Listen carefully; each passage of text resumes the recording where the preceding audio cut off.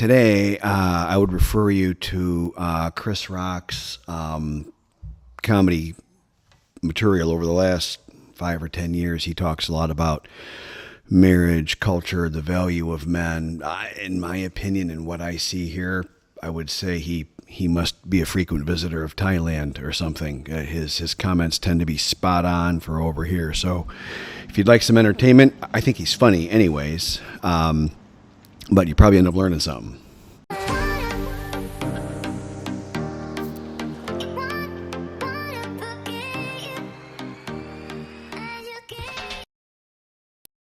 And to that end, he said something like, nobody really appreciates a guy that's broke. There's other people that I buy into what they say to some percentage that generally say something along the lines of women, kids, pets, and things get loved just for who they are, and men, it's, yeah, sure, women fall in love with us, but a lot of our value is what we do, what we provide, what we build, what we create, what we maintain.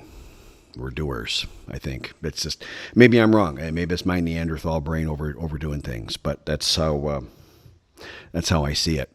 Why I opened the camera. I spent a lot of time talking about guys not making their relationships about money only and their engagement in the culture about money only. That's a terrible idea in the West, and that's a super terrible idea when everybody around you has a lot less money than you do. Ask any super rich guy how it is managing friends. I mean, they'll tell you it's a struggle. But on the other hand, what I see is I've just had an experience with several Westerners in a row, all doing the exact same thing and all the exact same level of, I would say, tone deaf, but I'll just say completely freaking totally deaf.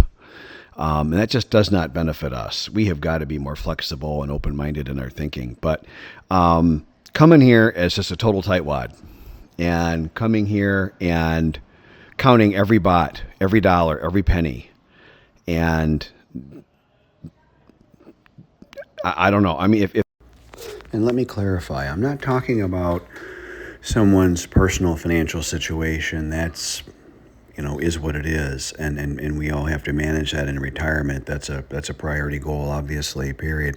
But what I'm talking about is after that's all set and someone says, hey, I can afford to live in this area, I can afford to go do these things, and then every single decision, every single issue associated with that is then just driven by, it's like they're pushing their money problem onto everyone around them. And I tell you, it gets really tiring really quickly.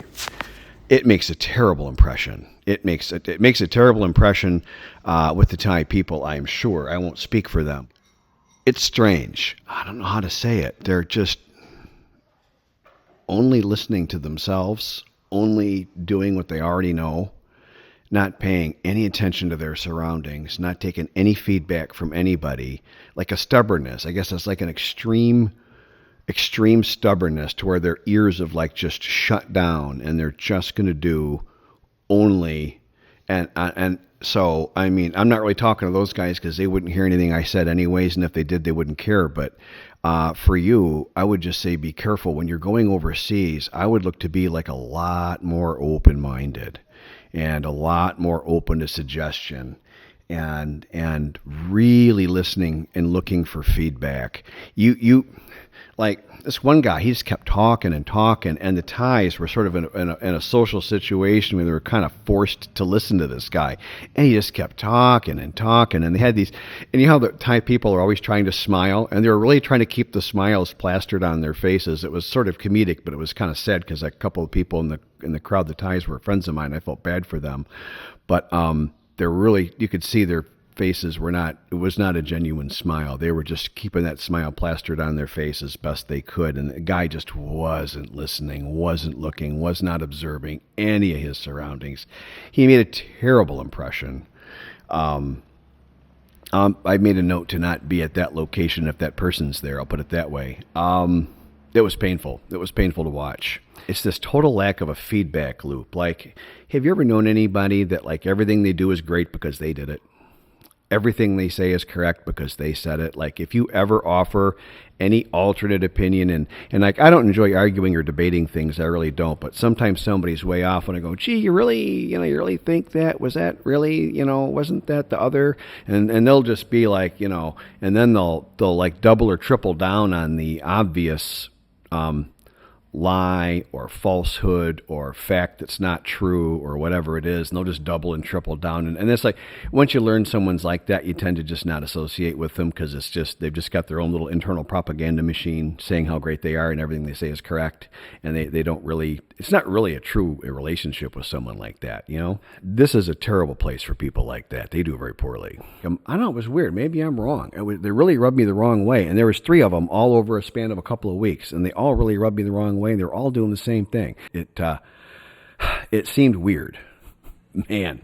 And to that end, I'll teach you a word.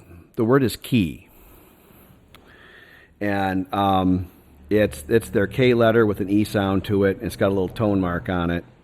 Key, and I'm probably mangling it. Key. It's pretty close to that. And there's a lot of them. There's a lot of different K-E sounds. There's lots of them. But one means ride, like to ride a motorcycle. Generally, I don't say ride. I say drove. I say drove the motorcycle, which you're going to know why I don't use this word in a minute.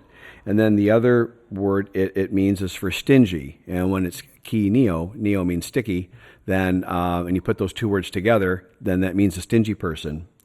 And so the word key means to ride, like ride a motorcycle. It can mean a habit, a personal habit, and a habit that's sticky means you're a stingy person, but it also means poo. And so you can see where the colloquialism obviously comes from with the Thai people. When a person is overly frugal, they call them a sticky shit. It's awesome. It's not very nice to be called one, and you will get called one. I'm sure you will. That's just it's a common insult here to someone they don't like. But although they insult people very little here, but those that do use insults, that's their go-to. You will guarantee get called that behind your back somewhere, and you can care about as much about that as I did. But so I always say drove my motorcycle. I never say rode it because it's the exact same. It's the exact same tone between stingy and poo. The one for ride is a slightly different tone, and it's like a half a tone difference, and I really can't do it well. And you can tell I struggle with this word in general. I don't pronounce it well. My mouth just won't make that sound very reliably. Yeah, don't be a sticky poo overseas. And it's a problem because if we're valued, as Chris Rock would say, and I'll put something in the back about that, as Chris Rock says in his comedy routine over the last 5 or 10 years, nobody really much appreciates a guy that is lazy, doesn't work, doesn't have any money.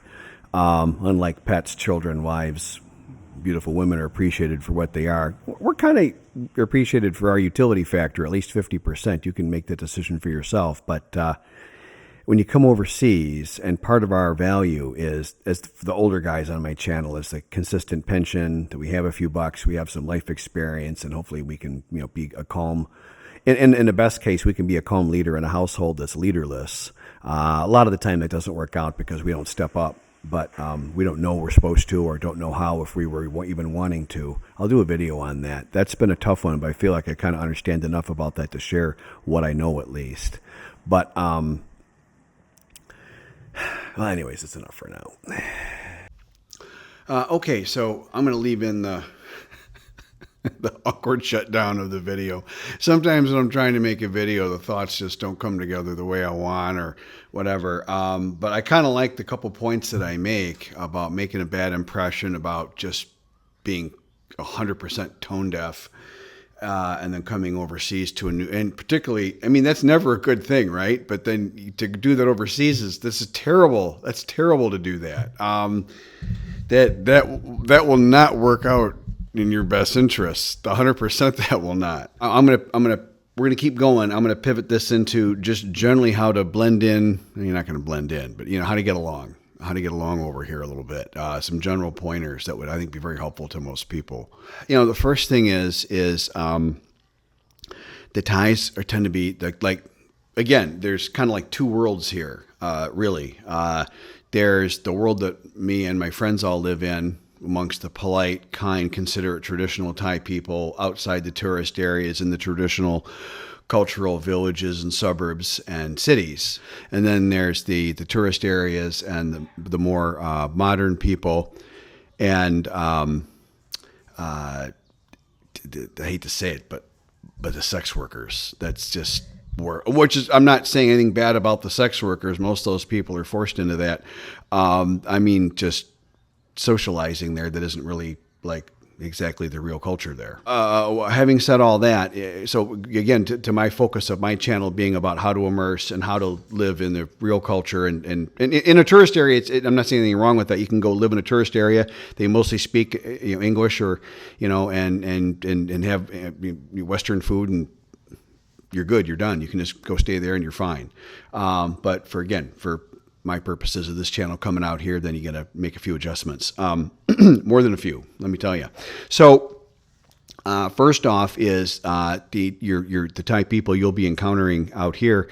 They're extremely polite, kind of almost timid, very shy. They're known as a shy people, and so it's really easy for us, and I'm guilty of this. Probably, I've done this 1,000 times since I've been here, maybe, and it's just never a good thing. It's easy to be pushy. It's easy to talk too much. It's really easy to push your company on them, and they have to be so polite based on that colorful example that I just saw, and that was painful to watch. I wanted to nudge the guy, like, dude, shut it down. But, guy's an adult. It's his right, Quite frankly, I didn't want to be associated with him. And then somebody later asked me, in Thai, is that your friend? And I'm like, no, nope, don't know him. Barely know the guy. Don't know him. I got who? I didn't want to be associated. I was embarrassed, honestly. So whatever. He made it an awkward situation in which there's no need to do that. So the first thing I would say is really be reluctant to speak up, and then. More importantly, I think, is really pay attention to your surroundings. You want to be, when you're when you're in a new social situation or a new group of people anyway, don't you tend to kind of have eyes peeled, right? You should be looking at the expressions on people's faces as you enter the room. If you do say something, if you're buying something, is anybody staring at you? It's not that you have to be on tiptoes, or I'm not saying walk on eggshells, but I think it's just smart to be observant of your surroundings. I mean, I just think that's a smart thing to do.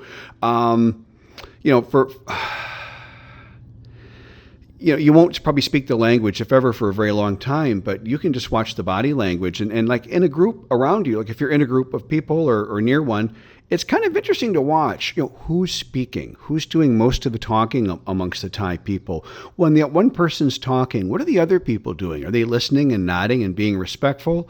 Or are they kind of looking away, looking down, maybe have a less than bright smile on their face? Again, the Thais tend to always smile, but they have many different smiles that you will learn and you'll want to learn.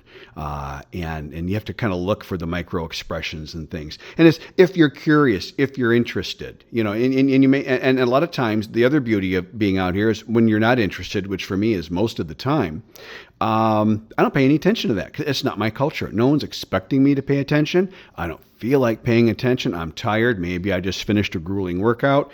Maybe I'm sipping a cappuccino, or I'm thinking about some food, or I'm getting in a minor walk at the mall, just getting some blood circulating through this feeble old body of mine, and no one's bothering me. We're back home. Like in Detroit, it's a little bit of a friendly town. You're expected to engage a certain bit here and there. Here, no expectation. You can kind of, now there's some, because I have quite a few Thai friends. In fact, I'm meeting one of my best Thai friends here for some coffee, and going to go over some activities we're going to do together. He's a really cool guy. And then I'll hit it again. We tend to have a shabby appearance, and this is a place of appearances. And let me tell you why. Maybe it'll help to give you some, like, why. Why would, like, okay, like, what if you had a friend that was wealthy, you knew he had a lot of money, you knew he was well educated, but he had poor table manners, dressed not nice, not like not wearing label clothes or something, who cares about that, but dressed like a slob, and was kind of rude in public. wouldn't that even feel kind of more odd to you than maybe if you had a friend that never had the advantages of wealth or education and acted like that? Wouldn't you think it was more odd if you had your rich, educated friend acting like that? That's how they see us when we act like that. For example, I was at Chuk Chai Farm. I'll call it. I won't say where I was because I won't out anybody. It's a sweet, sweet, sweet lady. But there's a lady that was working there. 2 days in a row she worked there. I don't know if it was a volunteer or a regular job for her. I don't know, and I'm not going to say if I did. And sweet lady. I mean, gee whiz, if I was single, I'd asked her out. But she had a really cute shirt on that kind of fit with the theme, the cowboy theme of the place there where she was working. The section there at Chuk Chai, which is a giant farm. There's probably 500 employees there. And I was there 2 days in a row for various reasons, and she wore the exact same shirt both days. And I came to the conclusion that possibly that's like her Western shirt. That's what she can afford. So it was cute, and it was. I felt a little sad. I mean, it was like, oh, well, poor thing. Maybe that's what she has, you know. If she could afford, she'd probably buy a different shirt to wear a new shirt every day, right? Different shirt every day, right? Right? But she didn't have that money. I mean, when we come here, and there's an assumption that there's a general assumption that we're wealthy. And so when we act really contrary to that, and we don't clean ourselves up, and we don't have a decent shirt on, well, a Thai person, if they had the money, they'd buy a decent shirt. And you don't. It's just odd and confusing to them. I'm not saying they're judging you saying, wow, what a loser, he didn't buy a shirt. I'm saying they're trying to understand you, and they're like, who is, and understand there's a lot of social risk for a Thai person to be engaging with us, because if there's a misunderstanding with language, which there likely will be, on, you know, then it could become a social situation where then they lose face, and that's a big risk for them. So a lot of times they don't talk to us out of, you know, just sort of a social self-preservation. They don't want the hassle. Okay, you know, and then the other thing would be, and this is kind of weird to have to say this, but I do have to say this: personal hygiene. We a lot, the overwhelming majority, I guess I can say, of foreign people here are really do not look clean or neat or like they've showered recently. I don't know why. I mean, I get being old. I'm old, and my body hurts. And there's days I don't feel like going and having a shower. But it's not like a horrible experience to go have a shower or something. I go clean myself up. And if you don't care, that's great. But again, my chance for people that care. So, I mean, you got to shave, man. You got to shave. You got to go somewhere and get groomed. If you're going to, your eyebrows grow halfway up. I mean, when you get a haircut, tell them to do everything. You know, you can learn the Thai words for that and just say, clean me up, you know. My barber, he shaves all the way down my neck because I'll get, you know, I'm old. I'll get, you know, my hair here will grow down my neck a little bit, and I look like a monkey or something. And that's not like an in look. Hey, let's look like a monkey. That's not a thing here. Another thing on acceptance, which is going to sound kind of weird, but I'm just going to call it like it is. And some people aren't going to like this, but you can work with this, give you some ammo to improve your acceptance here. When the Thai people think of Farang, which translates to Westerner, it translates to foreigner, but it doesn't mean that. It really means Westerner. Ask any language teacher here, they'll say, oh, yeah. Because I can prove it, because what's the name for Indian person? I'm not going to say it. What's the name for a Chinese person? I'm not going to say that either. They have words for everybody, so why don't they just use those words for foreigner? How come it means Westerner? But specifically, what it really means, like they have like levels of Farang, like what's an actual, I'm going to give you, here's a great example. This is going to sound weird, but this is true. Al Pacino in the movie Scorpio. Yeah, Al Pacino in the movie Scorpio. Great movie. Al Pacino is, I'm going to assume, Italian. To me, he looks kind of olive-skinned, and he's got dark hair, and it's usually kind of wavy or curly, and maybe he gets his hair done in the movies. I don't know, but you know what I'm saying? But he's famous here. I don't know why, but when they show you pictures of Al Pacino, he's blonde-haired and blue-eyed because he's the ideal Farang. So I'm just saying, like I've had Thais ask me, like I met a couple of Italian guys once, and got along great, nice guys, you know, Pretty sure the one guy married a scammer, but that's his business. And, whatever. But then they asked me, is he a Farang? And I go, yeah. And they're looking and they're like, kind of like, not sure. I go, and they go, yeah, but his hair's black and his skin's kind of dark. And I go, yeah, he's Farang. He's but it's at Italy, but it's at his country, but it's at Italy. And they're like, oh, okay. So I'm just telling you, like the Farang 100% kind of thing, what they're thinking and they're picturing is somebody from England or somebody from North or West Europe, like Denmark, the Netherlands. They really like the Netherlands guys because they tend to be blonde and tall. Height's a thing here. I did notice. I never paid much attention. Height is a thing here. The Thai women, they want a tall, and they like a mainly traditional gender role, mainly man. The Thai men are pretty macho, and the Thai women like that.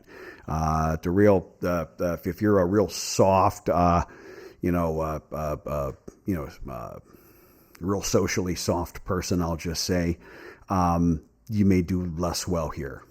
If you have a leader type personality and you are able to be a functioning leader, you know what I mean. But watch foreign and Thai, mixed couples in public and watch them walking together and tell me what you see. And then watch Thai couples, Thai man and Thai woman walking in public and tell me what you see. And what you will see was the same thing I do. The Thai man walks in front of his wife. The wife's carrying the bags. That's traditional. That's her being respect. That's her showing respect. That's not him being a jerk. That's the wife showing respect to her good husband. And she's carrying the bags as part of her care for him, taking some of the burden because his burden is he pays the bills. And that's fine. You can walk in any order you want. I'm not saying you got to do this or that. What else can I tell you about acceptance here? A note on paying for things. I've seen guys that are polite and doing a decent job, but then they pay for stuff and they're really not being very polite when they pay for it. And they just have no idea. They just don't know. So when you pay for stuff, you have to arrange the bills nice and neat first. And then you get them all organized. Seriously, you have to take your bills that you're paying your stuff with and organize them. And then two hands or one, two is better, but one is fine. And a little tiny bow, and you pay, and you give it. You present the money to the person. Notice how when they take it, they give a little bow back. See that little bow? You were supposed to do your bow first. Just a tip, because you can be really, I'm not saying we got to kowtow to everything around here, but there's no sense wandering around just rubbing everybody the wrong way wherever you go in your retirement. I don't think that's a recipe for success. And when in Rome, do as the Romans do, right? So that was an easy one for me. I picked up on that early. Fawn coached me on that early on when we were, I think back when we were still friends. Anyways, so that's paying for things. These are all easy things to do. Doesn't make me better than anybody. It just, if I know that something is offensive to somebody, I will try not to do it. If I've gone to someone's, I remember I used to have an in-law in my first marriage, and that person was a super political warrior, super extreme one way or the other, political, like really extreme. And when we went to their house once in a while for a function or a family function or a holiday thing or whatever it was, you would be virtually impossible for you to get me engaged in any kind of political conversation, because that person was looking for an opening that could go, and then jump in. They lived for that. What a waste of a life, in my opinion. But I knew that would upset them, so I didn't do it. Same here, right? Same here. Nothing different. Back to this assumption that you have some money. Let's go back to that a second. So there is a general assumption that we're rich. However, they have become aware that many of us are not rich, and in fact are really broke, and that women don't like dating broke guys. I bet you didn't know that. See, I'm going to get the truth bomb. I'm going to put that right here. That's true. And so if you're on a tight budget, and I came here on a very tight budget. I lived here on $1,350 a month for the first 2 years, and I lived just fine, but I budgeted my money carefully. I have a couple friends here who are absolutely not rich. They live very nicely, but they budget their money very carefully. So if you don't have a lot of money, that's what I would call your problem, and you have to solve it as an adult. You've got to come up with a way to conduct and live your life in a reasonable fashion without taking your financial problems and taking them out on everybody around you. That's I think it's a low-class move. In all honesty, I'll say that. And I'm thinking of the example God, who was it? A friend of mine was pretty close with this one German guy. He's kind of famous around here. He's living on a tiny pension, but he insists on having a beautiful, really kind of ridiculously young wife. And so he's constantly having problems where he can't afford the Ferrari that he wants to park in his garage. And a lot of people kind of laugh at him. I'll just put it that way. But that's an example of what not to do, I guess. I mean, if you're on an average situation, if you have any kind of average, middle-of-the-road American level, is all I can tell you, pension, and many countries have the same pension or better than America, some not as good, whatever, you'll live very richly, very nicely, very comfortably here. If you're on a small pension, great. Then you need to manage the cost of your housing, your transportation, maybe living near the places that you want to go to, so you're just going to get by with just a motorcycle and then rent a car when you got to go to the airport once in a while, or the doctor once in a while, or whatever you're doing. You got to figure that out and solve those problems. But there is some baggage though, because the assumption will be as a foreigner that you're a little bit rich or maybe very rich, and if you're not, then you just don't want to get into a situation where your appearance and people think you're one thing and you're trying to pretend to be one thing that you're not. You're just going to, I think, have problems. Definitely, I would say don't go flashing and throwing your money around. But back to Chris Rock, nobody wants a broke guy either. So you're going to have to sort that out. I'm not here with the answer for that for you, but I am here to tell you it's a thing and you want to be aware of it, and you want to conduct your life in a way that makes sense to people around you, and you want to date and stay within your social pay grade and whatnot, and I would just say that, I suppose. But just to let you know that's how they'll be observing and judging you. And as I always say, and judged you shall be. And the other thing is birds of a feather. If you hang out with foreign guys that are loud, rude, obnoxious, or drunk, or drinking a lot, maybe they don't actually get drunk, but they just drink 6 beers every night, but they're not actually drunk. And some guys can do that, but that's going to make a poor impression, and all of the Thai people around you are going to assume you're exactly the same as them, because Thai people will not hang out with people of a different character than them, other than what they're forced to through a work function or a village function or something once in a while, obviously. But generally speaking, the birds of a feather thing here is like mega true. So if you meet what you think is a nice, good, innocent village girl, but all her friends are from the bar, I mean, there's zero probability she's not a bar girl. Zero. I'll tell you, zero. A good village girl won't hang out with those people. They won't. They just absolutely. I've never once seen it. In 4 years, I've never seen. In 4.5 years, I've never seen it. So, do what you want. So the birds of a feather works both ways. It's really good to know that's a big thing here. I think that's kind of what I got. So there's maybe I'll number these things or something, and I'll put this into some kind of sense here. But we're going to be like improving your acceptance or something in Thailand. So good luck to us all. Delivery and buying things often includes a lot of service here. It was a lot of fun too. I negotiated in Thai. I joked a little bit, and I switched to colloquial Thai, the way they negotiate a price, the quote-unquote proper way, and we did that. Then we had a minor size change at the end where I lost a few hundred baht, which was fine. I gave that to her. Try to be a little bit, nice about it. I just negotiate a little bit, not a lot. It's not fair, that's how I feel. But so now they're assembling and going to install or set in place the 2 beds we bought for the 2 rental rooms of Flans. This building is now rented completely. We just have the blue room at the end. You can see the bright blue. That one's just left, and I told Fawn to focus on that. And then if that's all done and everything, she did her part to get customers in, then I'll pay for a little bit of money. We'll get the outside cleaned up and maybe do some outside painting, spiff the place up a little bit. Errands in the village and the local city are done. Beds are going in now. I'm going to leave for you pancaked. And then Fawn said, you're going to go change your clothes now, right? I'm just wearing just basic stuff here in the village.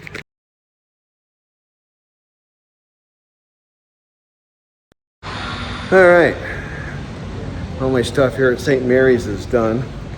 Gee whiz, I've been here every week for 2 months. I'm bored of coming here, but we're good. Everything's good. Off to the gym. And then errands. And they were asking about my motorcycle. They apparently know I've got a big bike, so I want to show a picture. I like the bike, you know, and I like talking about it or whatever, sharing. And I showed a picture with Fawn sitting on it on purpose. So, and everyone's like, "Oh, that's your wife?" I'm like, "Yeah." But I'm happy to talk about the bike. Okay, I angled the camera a little bit. I didn't want to catch anything in the background I'm not supposed to. This is Rob. Video's over. I'm closing my gate. But if you've been liking or subscribing, or and praise God if you've been a member of the channel, I really appreciate you. I appreciate everyone that watches. You have a great day.